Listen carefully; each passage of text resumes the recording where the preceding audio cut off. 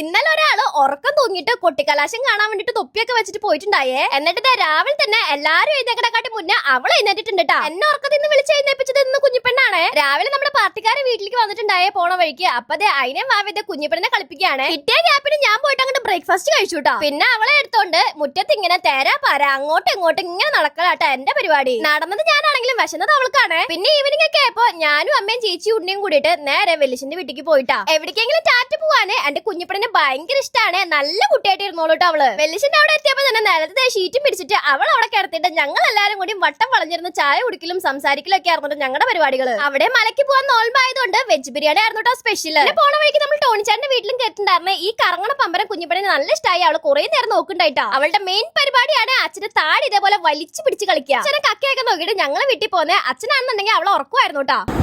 അച്ഛന്റെ മുത്തല്ലടി ചാച്ചുക്കോടി